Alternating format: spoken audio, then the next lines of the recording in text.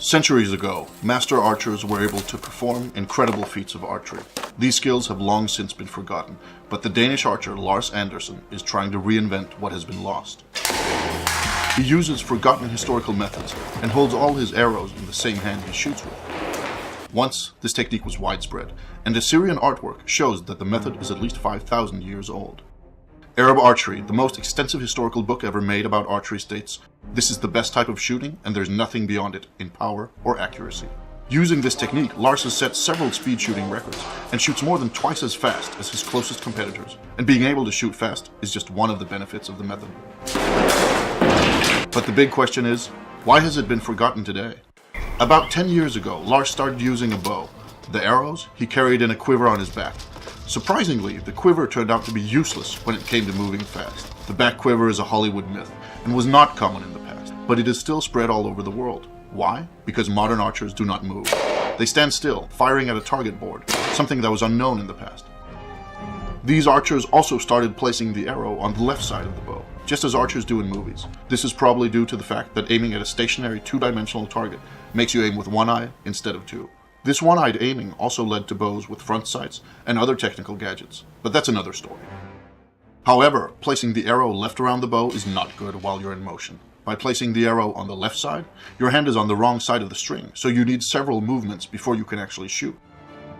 From studying old pictures of archers, Lars discovered that some historical archers held their arrows on the right side of the bow. This means that the arrow can be drawn and fired in one single motion, which is both faster and better. And this was not the only problem with archery today. Lars realized that what we thought was historical archery only works well for modern target archery and Hollywood films. If he wanted to learn to shoot like the master archers of old, he would have to unlearn what he had learned and start reading historical manuscripts instead. He would have to find his way back to a time when archery was simpler and more natural, exactly like throwing a ball. In essence, making archery as simple as possible. It is harder to learn how to shoot this way, but it gives more options, and ultimately, it's also more fun. A war archer must have total control over his bow in all situations, and must be able to handle his bow and arrows in a controlled way under the most varied of circumstances. The old manuscripts told Lars that master archers could shoot the bow with both hands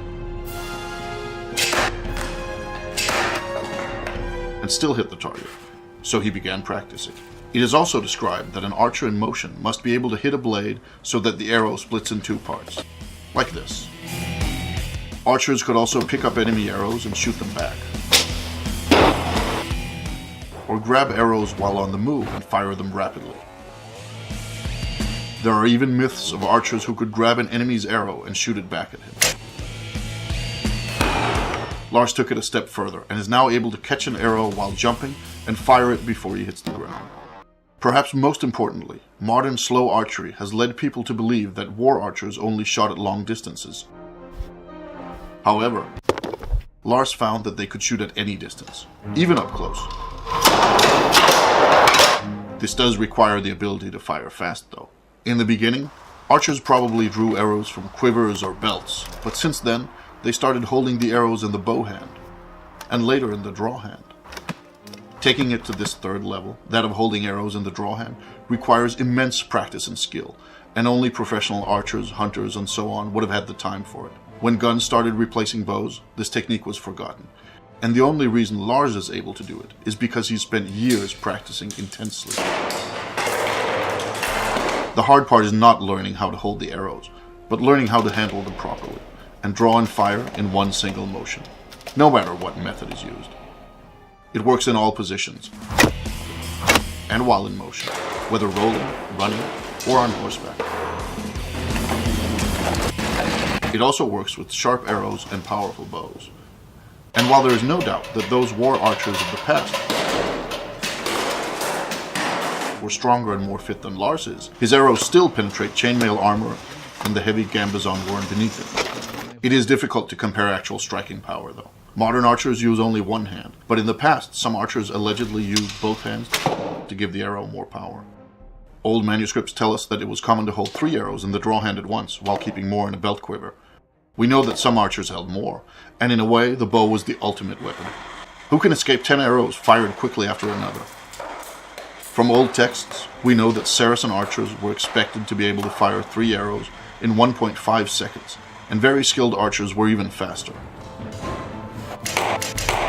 Lars has managed to shoot 3 arrows in 0.6 seconds, but while speed is important, hitting the target is essential. To test accuracy and speed at the same time, Lars set up an experiment where he shot incoming arrows with arrows of his own. But he took it one step further. In the 1938 movie, The Adventures of Robin Hood, Robin Hood splits an arrow down the middle. Some consider this the ultimate archery trick. They're wrong.